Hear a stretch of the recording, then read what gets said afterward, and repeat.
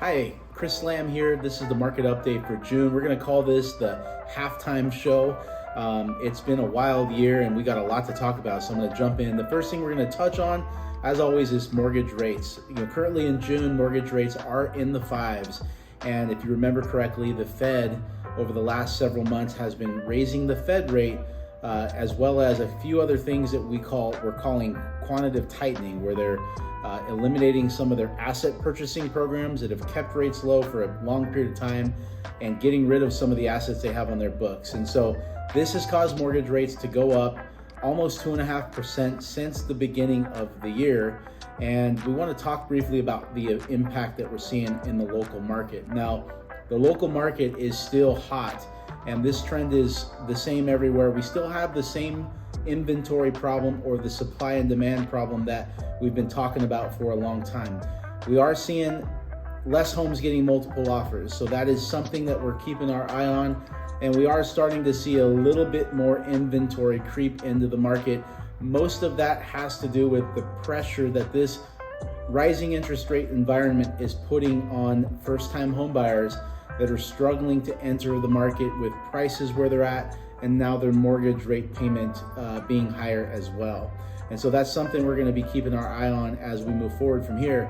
Now, the question everyone's asking, where is this going?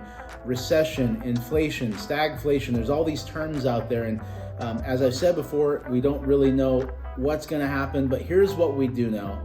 The Fed has come out and said that they will be raising rates 2 more times this summer, June and July. And as of the time that I've recorded this video, that has not happened yet.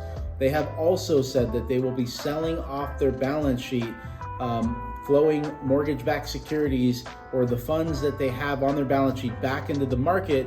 And both of those things could have a negative impact on mortgage rates heading into the summer months.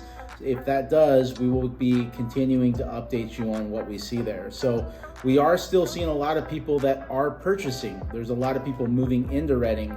There's move-up buyers, people that are selling homes and buying another home, and they're not going to stop just because the rates are higher. The last thing on rates that I want to talk about is, what do we expect long term? Now, I've said this before, this isn't something we can guarantee, but there is a lot of economists that are predicting that what goes up must come down, especially when it goes up this fast, meaning that we will probably see low rates again in the very near future, sometime between 8 months and certainly before the 2024 election. And although there's no way that anyone can guarantee that, it's pretty likely that we will see lower rates at some point in the near future. The second thing we wanted to touch on briefly is the question that everyone's asking about: can I buy a house in this market? And we just wanted to recap a couple things. The average mortgage in Shasta County, we'll just say it's a $300,000 loan.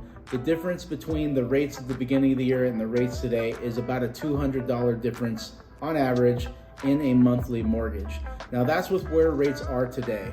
And so for most people, if they were to eliminate some of the things they're spending money on, or they understand the trend in rent, it still makes sense for them to buy a house.